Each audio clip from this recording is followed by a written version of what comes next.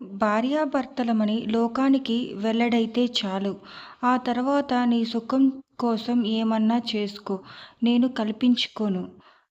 మీకు నా దగ్గరకు రావాలనిపించినప్పుడు రా. ఒక్క సంగతి, నీకు నోరెలా వచ్చిందో నన్ను అనడానికి. నేను నిన్ను తప్ప అన్యులను కన్నెత్తి చూడలేదు. నమ్ము. అశోక్, నన్ను నమ్ము అన్నది. ఆమె కళ్ళు వర్షిస్తున్నాయి. అశోక్ లేచి ఆమెను దగ్గరకు తీసుకున్నాడు. సుధా, నమ్ముతాను. నిన్ను కాకుంటే ఎవరిని నమ్ముతాను అన్నాడు. హమ్మయ్య అనుకుంది సుధ. 2 నిమిషాలు నిశ్శబ్దం ఆవరించింది. సుధా, పెళ్ళంటే నా ఒక్కడికి సంబంధించినది మాత్రమే కాదుగా. అమ్మా, నాన్న అందరినీ ఒప్పించాలి. అందుకు కొన్ని షరతులు నువ్వు అంగీకరించాలి. చెప్పు. పెళ్ళయ్యాక అందరినీ తన వారుగా భావించమనేగా. స్త్రీకి అది ఎవరూ చెప్పనక్కరలేదు అన్నది అతనికి దూరంగా జరుగుతూ.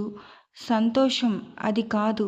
మీ నాన్నగారిని ఒప్పించి మీ ఆస్తి అంతా నా పేరు రాయించాలి. అతడు సహజంగా అన్నా వినేవారికి దురాశలా వినిపించింది. ఆస్తినంతా? ఆశ్చర్యంగా గుడ్లు తేలేసింది సుధ. అవును, మా విషయం కూడా చెప్తాను. విలాస జీవితం గడపాలని అనుకుంటాము. మా అమ్మ లక్షల ఆస్తి తెచ్చింది. నాన్న సుఖంగా ఇంతవరకు అనుభవించాడు. నాకేం మిగలలేదు. నా భార్య ఆస్తి తెస్తే నేను హాయిగా గడపవచ్చు. విలాసంగా చేతులు తిప్పాడు. ఇది దురాశ అశోక్. 1,00,000, 1,50,000 కట్నం క్రిందే అంటే ఇస్తారు, కానీ ఆస్తంతా ఇవ్వరు. వచ్చే కోపాన్ని, దుఃఖాన్ని దిగమింగుతూ జవాబు ఇచ్చింది. ఆమెలోని సహనాన్ని చూచి ఆశ్చర్యపోయింది సంధ్య. ఇస్తారు. ఏం, ఎందుకివ్వరు? వాళ్ళకెవరున్నారు? ఒక్కతే ఆడపిల్లవు. అయితే మాత్రం వాళ్ళ తదనంతరం అంతా నాదే. ఇప్పుడెలా? నీదైతే నీకు పుట్టబోయే పిల్లలకు చెందుతుంది. నాకేం లాభం? తన పిల్లలు అంటాడేమిటి? విస్మయంతో చూచింది. విన్నావుగా, ఆస్తంతా నా పేరు రాయాలి. రెండో విషయం, నా విలాసాలకు ఏ విధంగా నువ్వు అడ్డు రాకూడదు. మూడో విషయం, పెళ్ళయ్యాక మీ తల్లిదండ్రులు మన విషయంలో జోక్యం కానీ కలుగ చేసుకోకూడదు. అశోక్, అవన్నీ తర్వాత ఆలోచిద్దాం. అమ్మా నాన్న జర్మనీ నుండి వచ్చాక నీ ఇష్ట ప్రకారమే జరుగుతుంది. ఇప్పుడు మాత్రం నా పరువు నిలుపు. అతని 2 చేతులు పట్టుకుని ప్రాధేయపడింది. అతడు పక్కున నవ్వాడు. నేను నీ అంత మూర్ఖుడిని కాను. కార్యవాదిని. ఎప్పుడో వస్తుందని ఇప్పుడు నిన్ను పెళ్లి చేసుకుంటానా? మాకు తగిన అల్లుడు కాదు. ఒక్క పైసా ఇవ్వమంటే అనరు. డాడీ సంగతి నాకు తెలుసు. ఆయన నేను బాధపడితే సహించలేరు. అందుకే ఆయనను రప్పించే మార్గం చెప్తాను విను. నీకు సీరియస్గా ఉందని కేబుల్ పంపుతాను. అశోక్ బాధగా అరిచింది. నా మీద అంత నమ్మకం లేదా? ఎన్ని మాటలు చెప్పావు? అన్నీ బూటకాలేనా? తప్పంతా నాదే. అపాత్రదానం చేశాను. తీరికగా విచారించాడు. పని గడపడానికి ఎన్నో మాటలు చెప్తారు. బిడ్డకు తండ్రినని ఎలా రుజువు చేస్తావు? నీచుడా!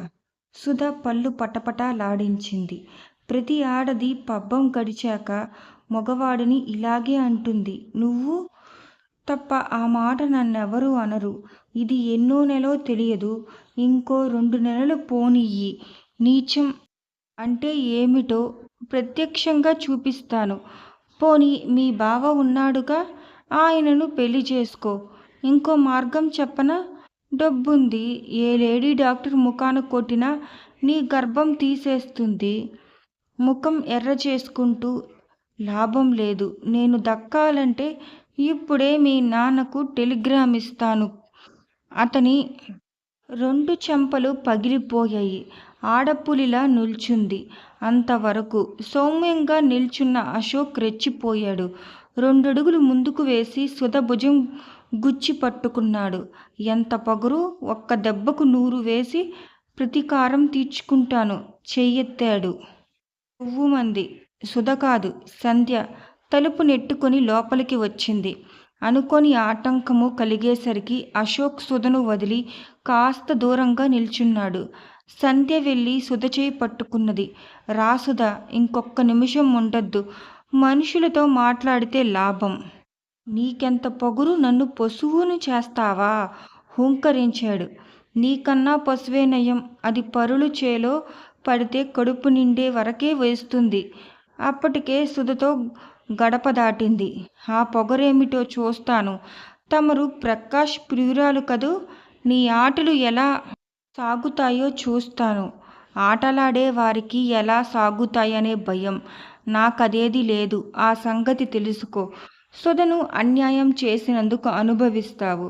సుధ యాంత్రికంగా సంధ్య వెనకాల వెళ్ళింది. సుధా, వారం రోజులు టైం ఇస్తాను. ఏదో తేల్చి చెప్పు. చెప్పడానికేముందిలే, మళ్ళీ నా కాళ్ళ దగ్గరికే వస్తావు. మీ అమ్మ నాన్నకు ప్రాణాల కన్నా పరువు ప్రతిష్టలు ఎక్కువ. ఆ రావటం మంచిగా వస్తే మంచిది, లేకుంటే నల్లిని నలిపినట్టు నలిపివేస్తాను. గుర్తుంచుకో. పర్వాలేదు మిస్టర్ అశోక్, ఛాలెంజ్ చేసి చెప్తున్నాను. మా సుధకు అలాంటి గతి పట్టదు. ఆస్తంతా రాసి నీకిచ్చే కంటే నిజం చెప్పి మానవత్వము గల మరో పురుషుడికివ్వటం మంచిది.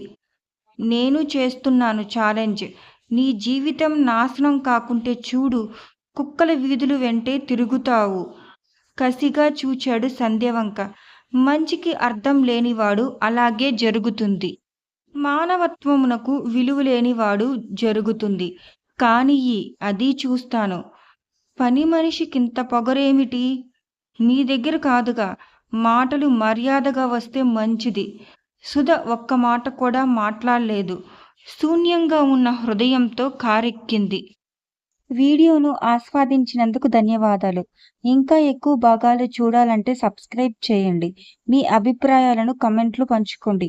తరువాతి భాగంలో కలుద్దాం.